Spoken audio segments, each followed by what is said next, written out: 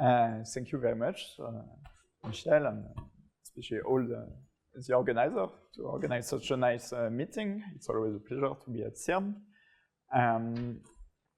So since the theme of the week is kind of links between non-archimedean geometry and singularity theory. My lecture will be about Motivic invariant defined using non-archimedean geometry. By Motivic invariant, you will see what I mean soon. But really the idea is that it's invariants that are lives in some kind of Grothendieck group of varieties. So there will be several of those things. We'll see in a moment what the definition is. And via non-Archimedean geometry, really for us it will mean that we'll use a tool or a device called Motivic integration that basically assigned to semi-algebraic sets in a valued fields or thing like that, some classes in Grothendieck group of varieties. And there are various ways to do this. So this idea goes back to an idea of Motivic, and the theory has been developed by Denef and Loeser, and then now there are really various flavors of Motivic integration. And for the lectures, I will focus on the approach by Hrushovski and Kazhdan. And really that will be the main topic of my first lectures. So Motivic integration.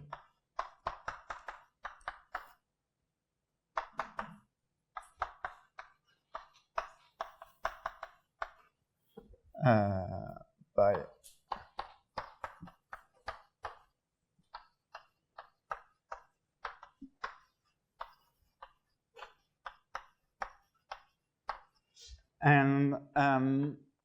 and just to tease a little bit what I plan to do in the second and third lecture. The second lecture, I will really relate. I will tell you a kind of somehow now classical story about how we can define using Motivic integration some invariant associated to the Milnor fiber, namely how to build the Motivic zeta function and the Motivic Milnor fiber. But I will do this using really this Hrushovski and Kazhdan approach because somehow it doesn't really give new results, but it gives new proof of classical results.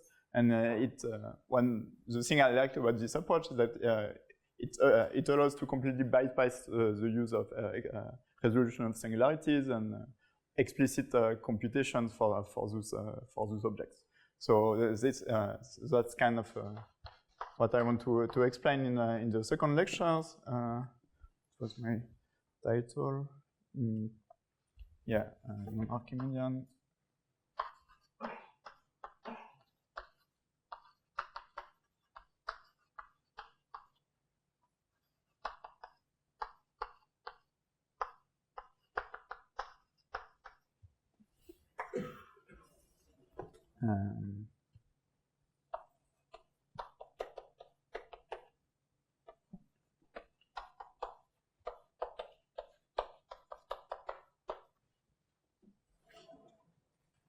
And in the third, or maybe this will probably maybe goes a bit over the third lecture, but the third theme I want to touch will be about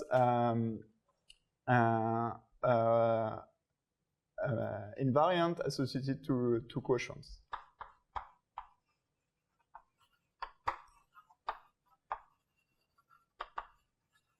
So if you have a singularity that appears, so for example, if you have a quotient singularities, so the quotient of a smooth variety by a finite group, or more generally, if you have a quotient of a smooth variety by a linear group, then you get a singularity, and you can be interested in some Motivic invariant of this singularity. And I want to show you a few tools we can use to relate this integral to really to the situation given to us by the action of a group of on a smooth variety. So that's kind of the general thing I want to touch. So I will start with the first theme to describe to you this Hrushovski-Kazhdan Motivic integration. So the theory is the framework for the theory is model theory, and especially model theory of algebraically closed values fields. I know the audience is very diverse. I will try to not deep too technical on the model theory side, but I will try to describe the kind of result we need without using too technical tools, and really try to describe the Motivic integration morphism. And I think that the invariant I will define today, I believe they should be used in other talks this week. So probably speakers can use this as a starting point. So the starting point for Hrushovski and Kazhdan theory is to look at definable sets or semi-algebraic sets in algebraically closed valued field.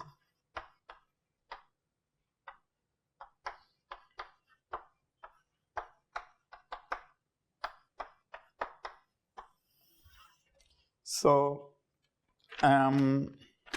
so I guess if you're here this week, you probably all know what is a valued field, but just to be clear and also to fix a bit the notation I will use, we'll fix K valued field. My notation for the evaluation will be just a V, going from non-zero element to gamma. So for me, the evaluation is allowed to, the value group is, at this point, it can be arbitrary.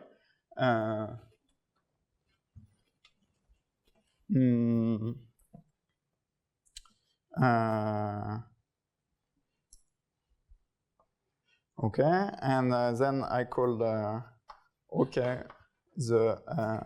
valuation ring, so point in, and I should say that I will, properly speaking, the valuation is here, but in most notation, I will extend the valuation to the full K by adding an element infinity to the value group, and then the property of the valuation extend. And with these notations, then the valuation ring is just the point in K with non-negative valuation. Then you have, it's a local ring, so with a unique maximal ideal MK, which is the point in OK of strictly positive valuation. And then we can define little k, the residue field.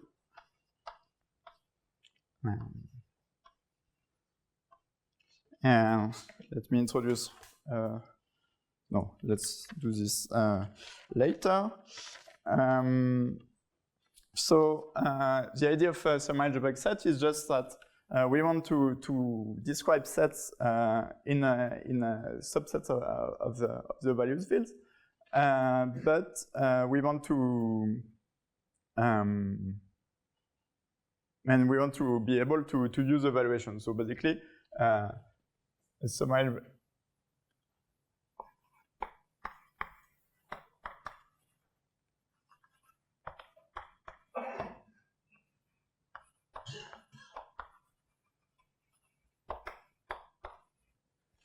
semi-algebraic sets with parameter in K is a subset of the following form.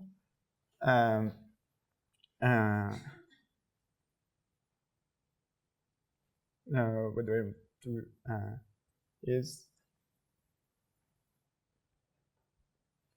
that, I should have introduced that.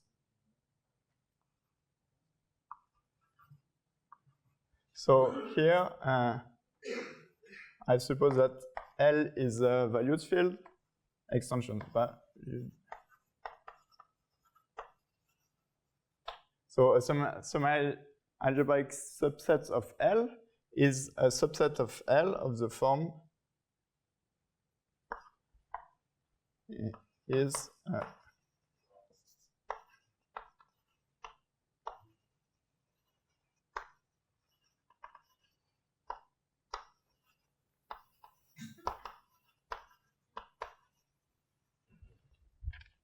so I look at subset X in L to the n defined by just zeros of polynomial and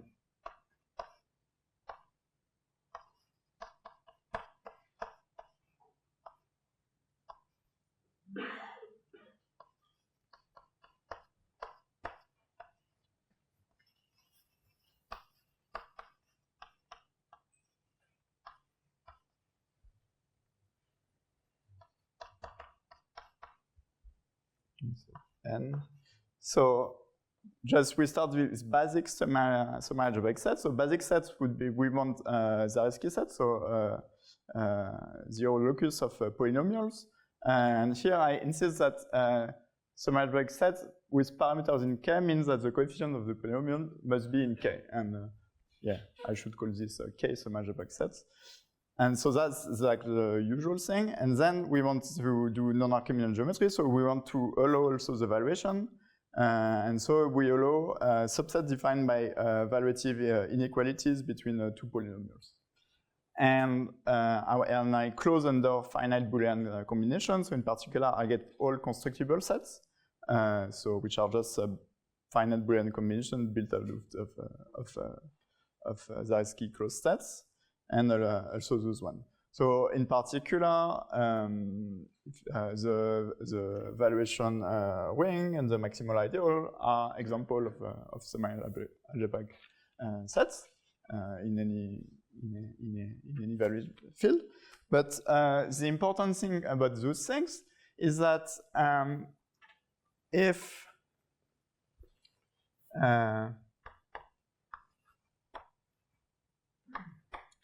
L is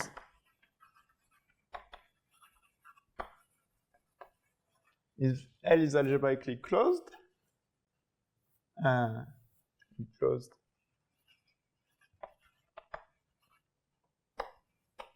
one has the following statement, the theorem by Robinson. In the 60s, which says that the proper thing to say is that the theory of algebraically closed valued fields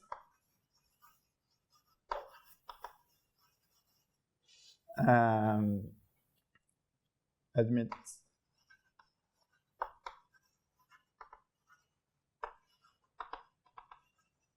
quantifier elimination, and I should be more precise, but really what it means is that here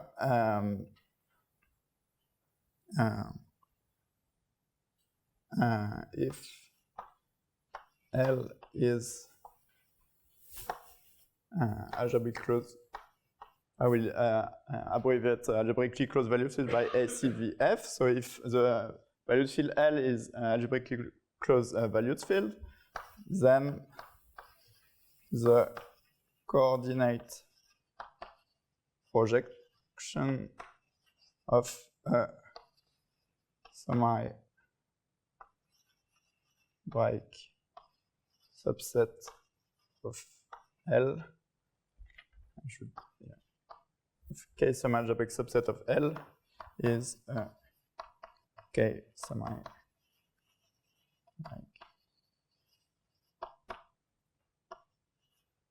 So let's say N.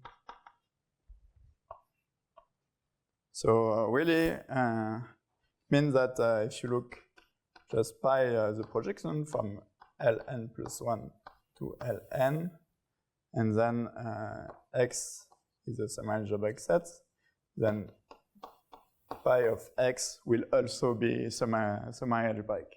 And that's quite powerful because it means that in terms of formulas, it means that if you can also use quantifiers on variables, so existential and universal quantifiers in variables, and you don't leave the world of semi-algebraic sets. And that's really the thing that Hrushovski and Kazhdan will leverage to define their Motivic integration morphisms.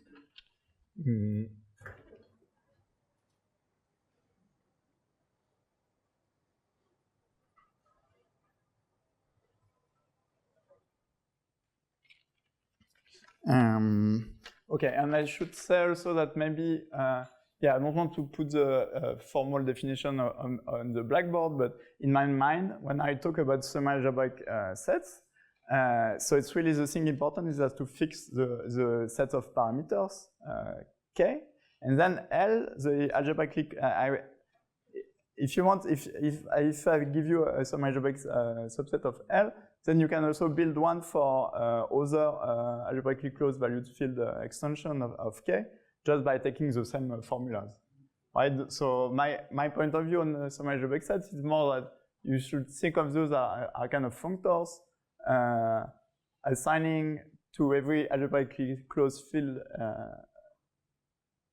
extension of K a subset, and all the subsets are defined by the same formula. A bit like I mean, an algebraic variety, you can look at its point in one field, but in some sense, really, what is the variety is data of the points in every in every extension. Okay, and to kind of yeah, and when I will use this point of view, I will if I take X, K, semi-algebraic set, I will usually now write X as a subset of VFN, just in order to not specify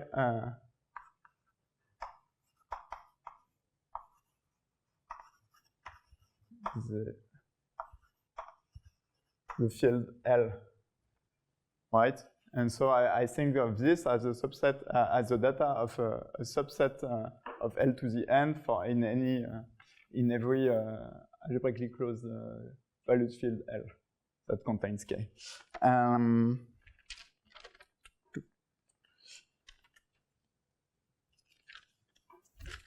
Okay, and now let's move to the topic of Motivic integration. So what? So the idea of is to so that was one. Let's say two.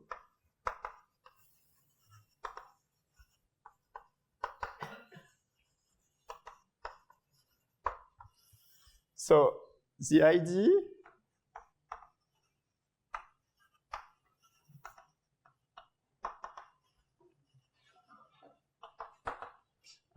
is to encode semi-algebraic sets of the valued field in the residue field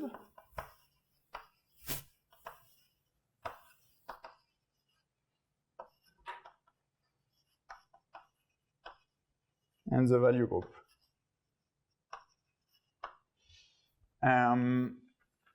So concretely, what it means is that we will try to start with an arbitrary semi-algebraic set, and we want to somehow modify it a little bit so that it can be defined in a way that I will make precise in a moment, using subsets of the residue field and of the value group.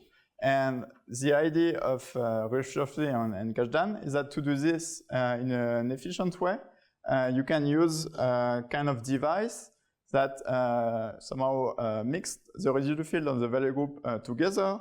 And so this thing is another kind of structure you can associate to any valued field. And it's called RV. And so RV of K is you take the K star, but instead of modding out by O star, you mod out by, you view it as a group for the multiplication, and you mod out by 1 plus the maximal ideal. So I will write this here. So RV, so really the RV is you take the valued field, the multiplicative group of the valued field, and then you mod out by 1 plus the maximal ideal, and which is a subgroup of VS star, so you're allowed to do this. And what is this beast? Well, first it may sound a little funny, but the thing is that because the valuation map is defined as, the valuation is really just the quotient of VF star by O star, the units of the valuation ring. So, so the RV map specialize, and let me call RV the projection from VF to RV, just the quotient map. And the interesting thing is that now, so as I said, the valuation map factorized through this projection. So RV as a map to the value group. We'll still call V, or maybe I should put a subscript VRV, but it's get a bit ugly at the blackboard. And a bit by construction, this map is surjective.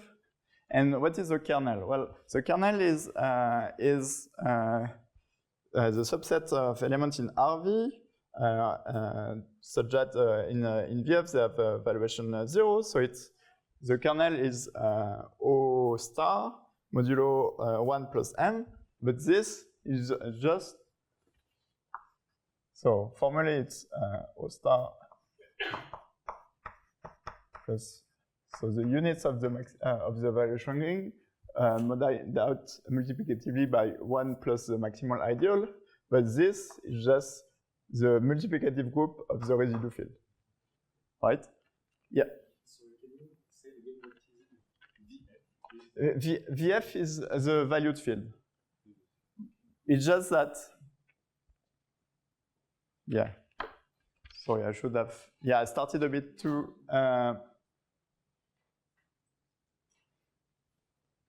so VF is the valued field viewed as a definable set. So it means that VF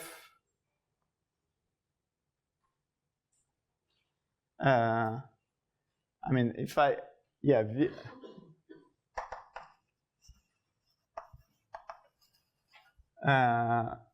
so it means that I view this as a definable set. So it means that in every algebraically closed valued field L, this definable set, the point of this definable set is just the full L. It's a bit like A1, right? But from my point of view of definable set. Well, that's I should have. I tried to avoid to put I made a mistake. I should have defined everything the way I want to consider things, but I hope it doesn't. It's not too confusing.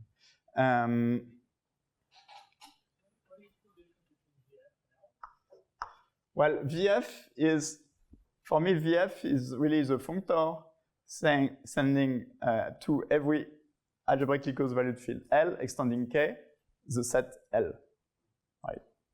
So it's a bit like A1 is not, I mean, the point of, L point of A1 is L, but yeah. Yeah, the thing is, which is fixed is little k. Is capital K, sorry. Yeah, and L moves. And now I never write L anymore because because I don't care about L. What I care about is K, and I care about looking at points in algebraically closed value fields.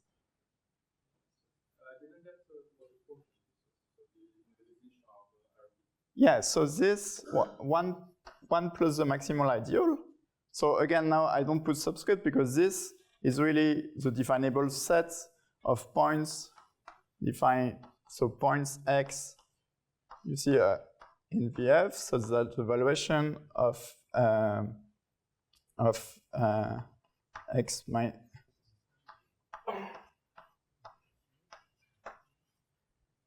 minus 1 is positive. So it's a maximal ideal, but translated around 1. And this is a multiplicative subgroup of VF star, right? So I can just take the quotient as a multiplicative, and I get a group. Yes. Yeah, it's debated. So yeah, I think kind of what I view it as a mix between the residue field and the value group, but I don't think that's the I mean, yeah, the literature is not very clear about the introduction of the name.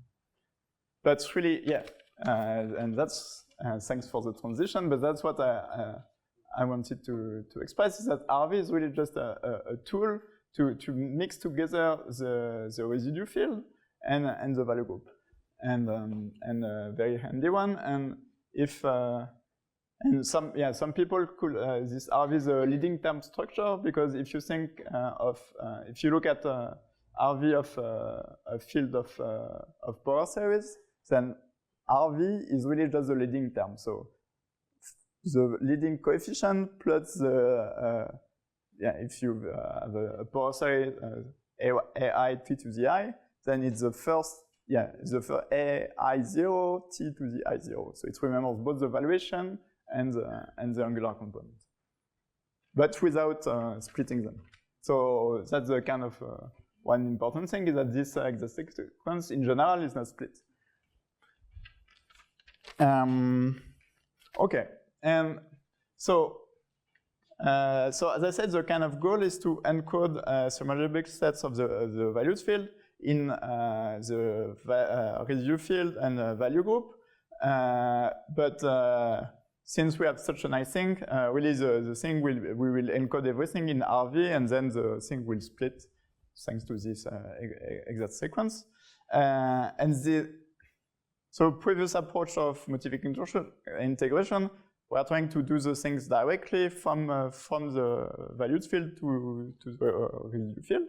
But Hrushovski and Kazhdan approach say, oh, but actually if we want to do this kind of relation between value VF and RV, then it's much easier to start the other way around.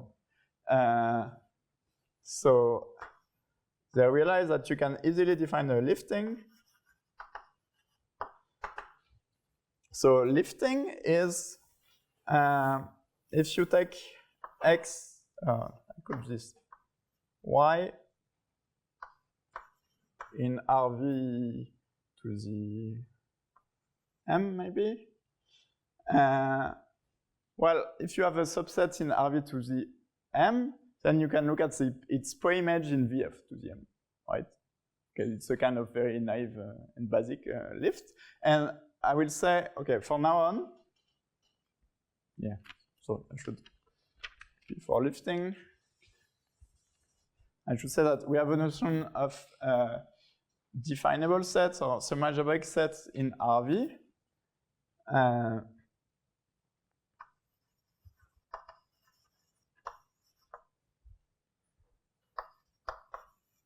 In RV or RV to the M, it just the image of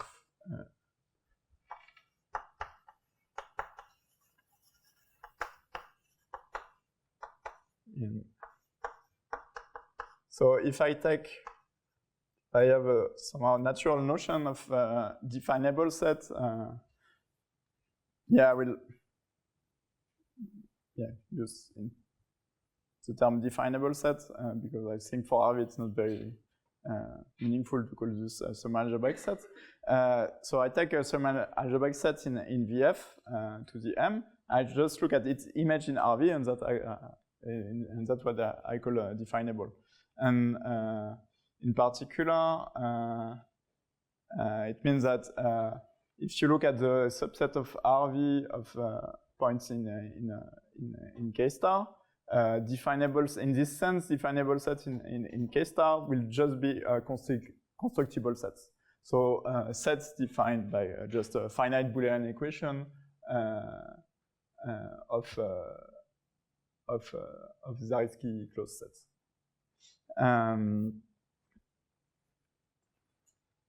Okay, and so if we start, so now we can lift. So if we take Y semi-algebraic sets in RV to the M, and we'll also take F, a function for RVM to RVN with finite fibers, and my function, from now on, I will ask my function to be F definable. Here, the graph of F is definable. And same for semi-algebraic sets. I will soon look at bijection between semi-algebraic sets, and I want to ask the bijection to be semi-algebraic or definable, and I just mean that the graph is itself given by a set of this form. And the idea of the lift is just to take the pro-image of the fiber of the retraction from of the quotient map from VF to RV. So the lift. Sorry. F is from Y. Thanks. Otherwise, I'm into troubles. If you want, you can think of F. I mean, at the first stage, you can think that F is just the inclusion of Y into RVN. You won't lose much, and just for the definition to be complete, we need this extra data. And the lift is really just so in a formal term is the fiber product of the F star to the N cross Y above RV to the N, and by this I mean point in of the form X Y in VF star to the N cross Y, such that RV of X is F of Y, and this RVF X, I really mean the coordinate Y, so RV of X1, RV of X2 equal F of Y. So it's really just the naive Cartesian product above this RVN set. And the point is that this L,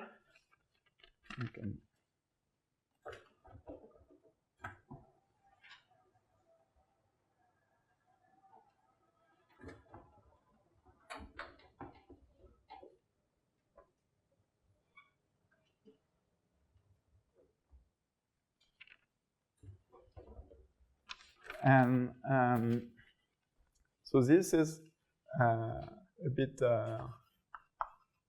So again, first you can just think that F is just an inclusion, and then what I will claim as a fact, or that we can this lift L. So this set X, Y, F is in definable.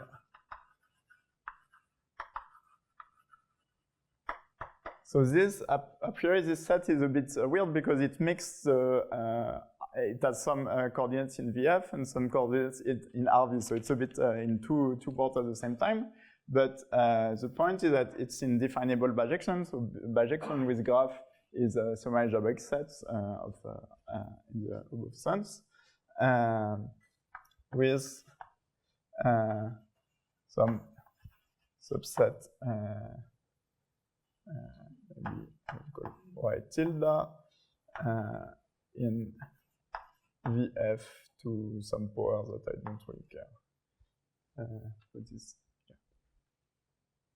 yeah. And this uses crucially the fact that my little f has finite fibers. So if you want, the idea of the proof is you have really you can look at the projection from L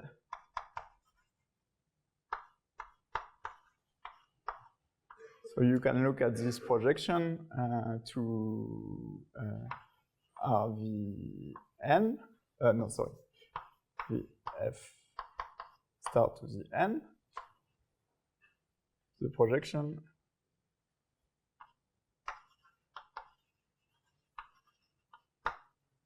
as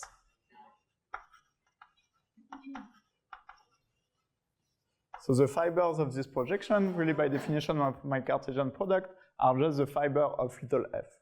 So by assumption, those are finite definable sets of RV.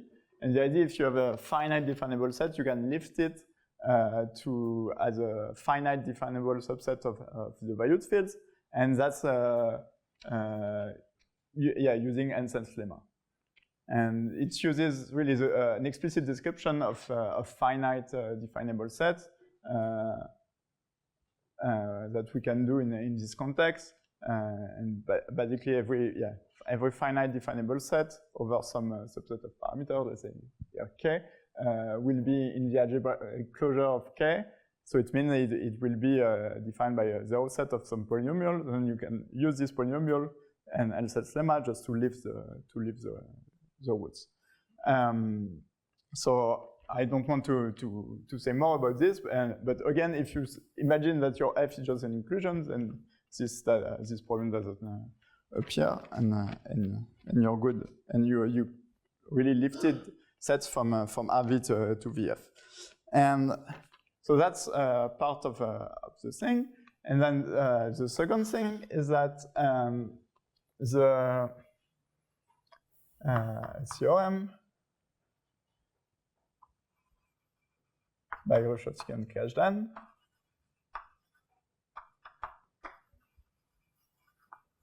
so all my starting from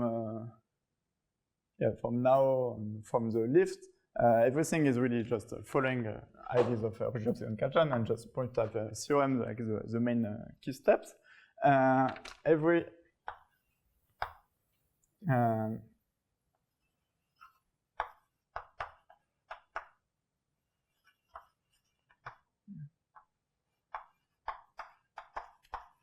If we take every semi-algebraic set in VF to the N is a finite can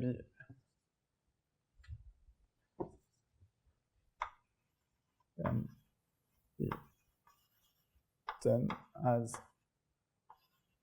a finite disjoint union of K semi-algebraic pieces we call X, Xi, such that the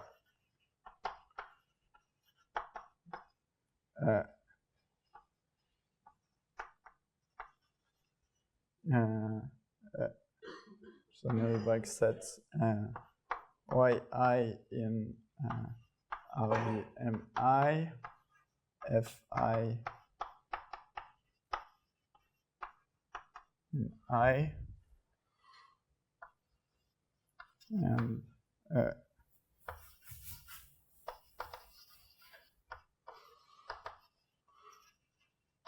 definable bijection, let's say hi from xi to this lift of, so I'm claiming that, so the theorem is that if you take a semi-algebraic set X, you can write it as a finite, up to cutting into pieces, which are all definable, so all still semi-algebraic. Then each pieces, for each pieces, you can put the piece in definable bijection with a lift of some definable subset in RV. So, so something of this form, right?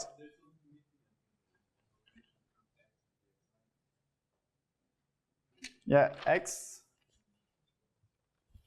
Yeah, X is the disjoint union of the xi. Yeah. Yeah, so really, xi has the finite pieces of X is the finite union of pieces xi.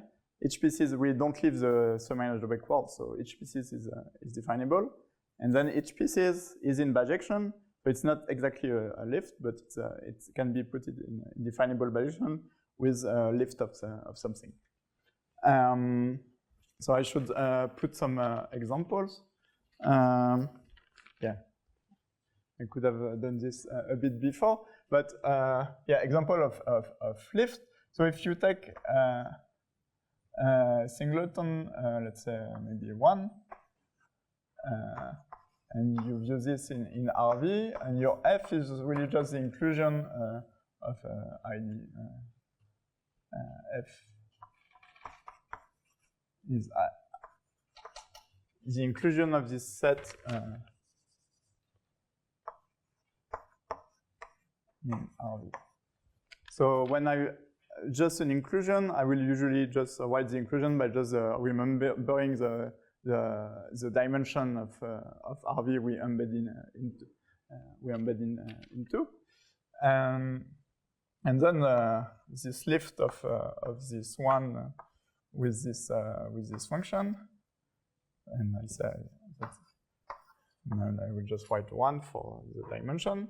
Then just point in VF, so specified to this element 1 in RV. So that's not really defined, but by 1 I really just mean the image of 1 in RV.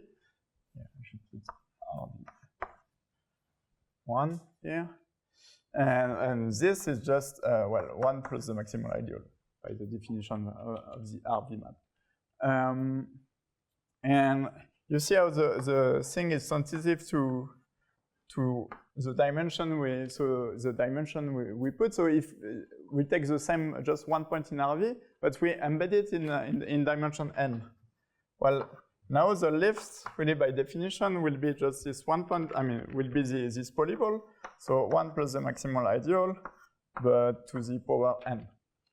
So it's so this example is just to show that really it's important to remember the dimension we embed into, and in fact the lift up to semi-algebraic bijection doesn't really depend on really the f, but just depend on remembering the n. So that's why very often I will just put the n here, because up to bijection that's the only thing that matters. But it's important that it exists, and it's useful to define the lift to have it. So that's why I put it in the definition. And another thing you can look, so you can look at point in RV. So this is point x in RV, such that valuation of x is strictly positive. So if you do this, and you view this in dimension 1, well, the lift of this is just a point in VF star, of positive valuation, right? So this would give you just maximal with a non-negative valuation. So maximal ideal, but because the way we define the lift here in RV, we don't have the point. If you want, we don't have the point at infinity or 0. So here it means that we get something which is m minus 0.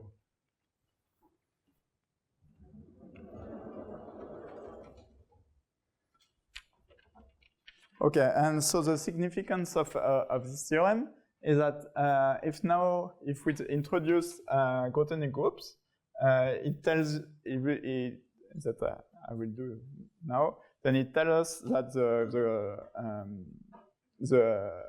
the lift gives something subjective. So Grothendieck group.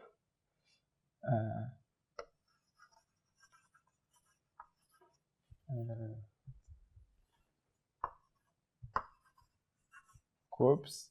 So we can define Grothendieck group of definable subsets in VF, and I will index by capital K, meaning that it's a definable subset, semi-algebraic subset with parameters in K. Is the group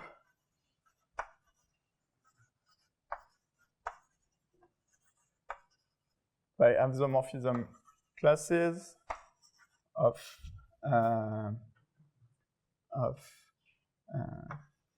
K semi-algebraic sets up to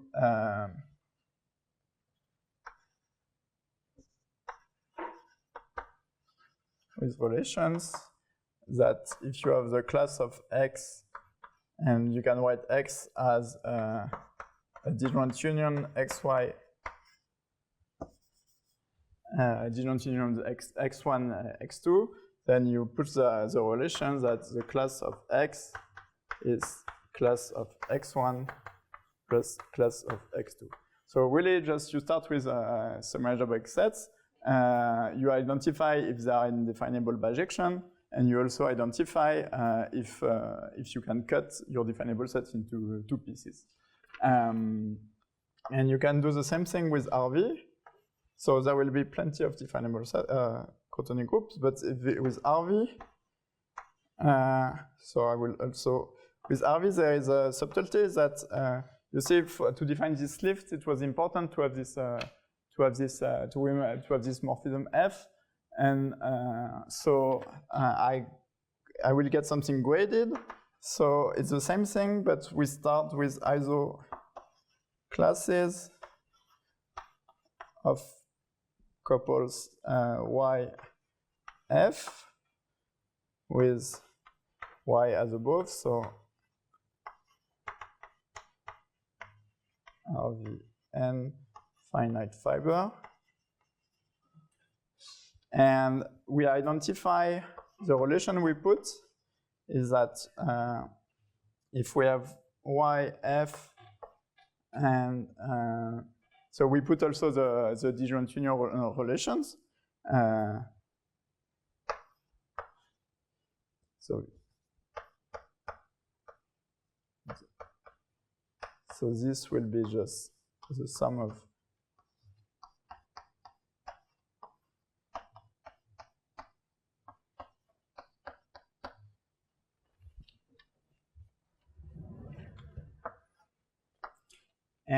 but the thing that the important thing is that here the isomorphism classes, I identify YF.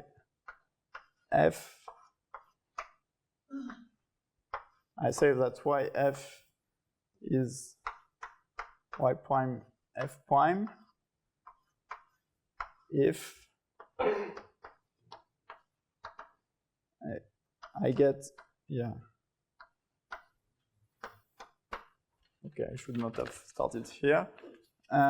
If I get a definable bijection between Y and Y prime, but I'm not asking F and F prime to be compatible. So it's a bit surprising from a kind of categorical point of view.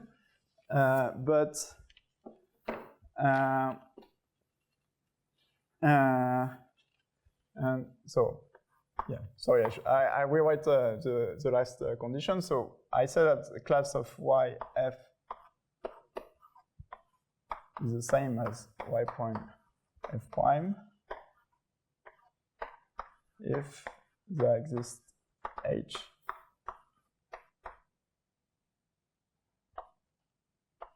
bijection, definable bijection,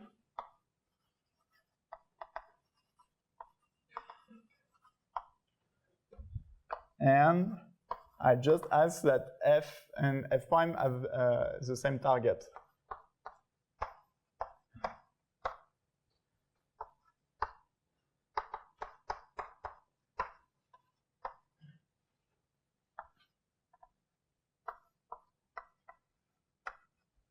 I just ask that f prime have the same target, but I'm not asking the definable bijection to be compatible with f and f prime.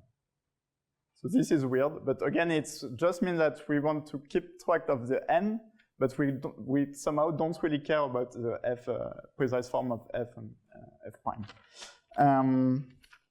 Okay, and with this reformulation of the theorem of Hrushovski and Kazhdan, is that so maybe if I put everything, bit everything together, is that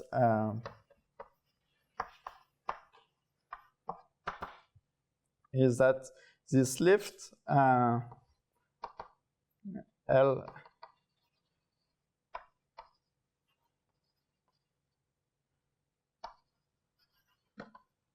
this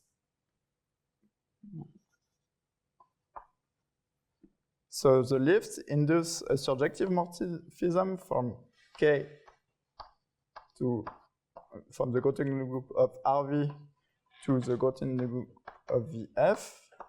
I should keep track of my parameters. So this is surjective, and with kernel. So this is that's so far the fact that we get a surjective morphism. I kind of so the fact it's surjective is really given by this theorem, and the fact that it induces a morphism at the level of continuum group amounts to show that if you have a definable bijection in RV, then you can lift it as a definable bijection between the lift. So this you need to work out, but it's not too complicated. The kind of really involved part of the story is that they also describe explicitly the kernel, and the kernel is very simple. With kernel,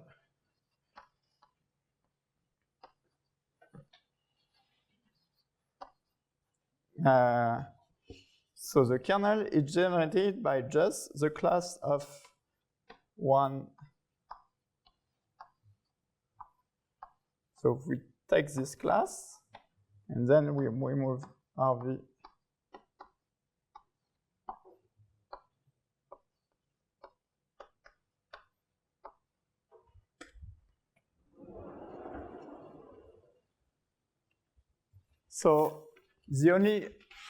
and really to me the first time I saw this thing, it was very surprising because it means that a priori, when you look at the continuum group of continuum group of semi-algebraic sets, I mean you can have all kind of relation between the sets, and it's not clear really how to describe them.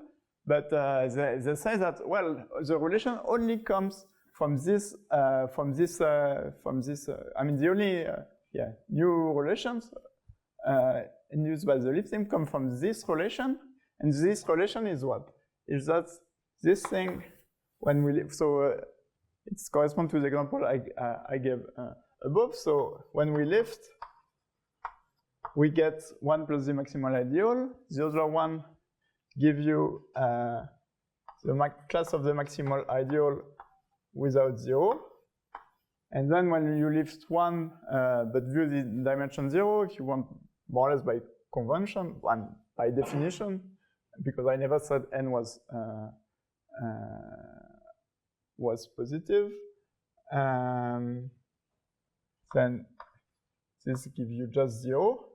So really, if you take 1 plus the maximal ideal, it's just the indefinable bijection with the maximal ideal missing 1 point plus this point. Right?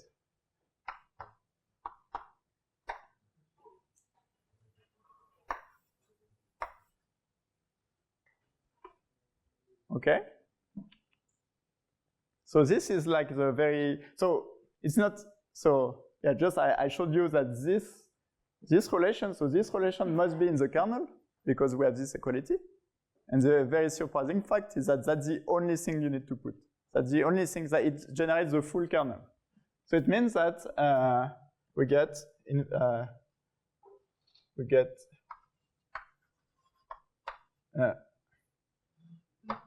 inverse morphism. So from K of Vf to K of Rv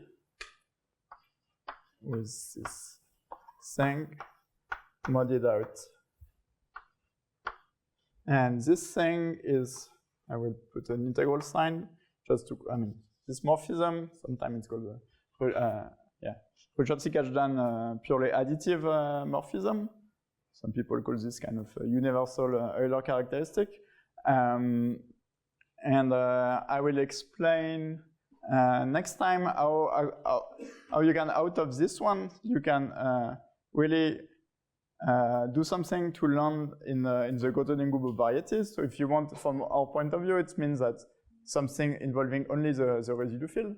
So how you can get rid of the value group in this story.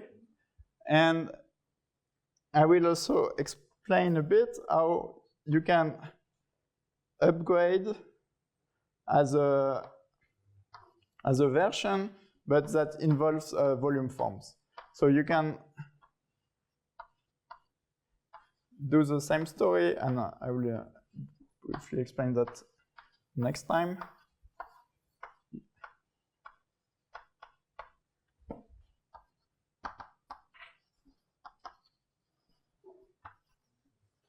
So here in this isomorphism, you see that really it takes care of definable sets up to definable bijection. But really, it's important that you have definable bijection. So for example, if you have a ball, if you remove a point of your ball, then the class of this ball minus a point is not the same as the class of the ball. I mean, but usually when we talk about integration, we think that integration. We integrate sets together with some volume form, and then a ball minus a point should have the same volume, right? And that's what will be achieved with this other morphism. And really, the idea of the other morphism is you can just decorate everything with volume forms omega. So point of view of Hrushovski and Kazhdan is that a volume form is just a definable map to the gamma, the value group. And you can reduce all the same definition of the Gotterding groups, but then all your objects are now also endowed with such a function. And then you have that the bijection. Okay, and then you have that the bijection are not anymore true bijection, but that on some dense, on some open subsets, then you have a bijection that is volume preserving, so compatible with the volume forms plus the Jacobian. And then you can do the same thing with RV, and basically you upgrade everything, but then the techniques are really the same, and that's kind of surprising. And then in the same way, you get a morphism that really looks like the kind of integration morphism. And this I will also explain why out of this thing you can get something which looks very similar to, if you want, periodic integration. Okay, thank you.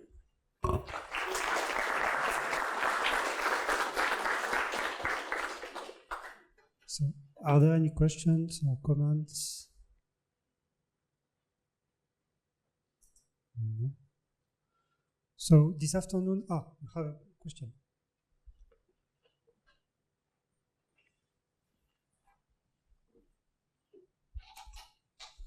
Okay, so the fact that L defines the morphism, is it like like the well-definiteness of L. Yes. It's not. Is it easy or is it? No, it's the idea that if you have a definable set in, if you have a bijection between sets in RV, well, you reduce to sets which are really in the residual field. So I'm cheating a little bit, but basically you reduce the distribution to sets in the residual field. So your sets in the residual field are just constructible sets. So if you want, they just come from polynomial equations. And so you have a bijection defined by some polynomials. And because of your thing, all your polynomials are just, if you want, residue of polynomials defined over the values field. Okay, and then you can lift you lift the equation, and then you make sure that you still get a bijection. Okay. And it gives you, it's very wavy, but then it gives you a bijection between your lifts. Mm. Yeah. Thank you. And maybe if you want to do something, I mean, there's something concrete you can try to do, or maybe for the exercise session, is that, so I said this, stated this big theorem about the surjectivity. You can try to prove this for finite sets, right? So it doesn't look that much, but you can do it for finite sets. Yeah, but you will see that the proof will work very well in families. And then basically the proof is like a kind of big induction on this crucial case of how to encode finite sets in RV. And just a hint is that, if you have a finite set in VF, you can, so you try to encode it in RV, so you can cut into pieces as you want, so you can assume all the evaluations are the same, and assume that all the RV of your element are the same, otherwise it's easy, you just differentiate by RV, and then you get something slightly smaller. And now you can, and the last, but if you can't see anything, then the trick you can do is introduce the barycenter. So you have a set, you take the barycenter, and then you translate by the barycenter of your set. And translating by the barycenter, you will see that some of the points now have some different RV, and then you can use this for induction. So you can try to work out details. Maybe, Okay, so this afternoon, after the coffee break, we will have a session for questions, exercises, etc. So I propose now to stop for question, and just we will have a short break, just the time for Patrick to install the beamer. And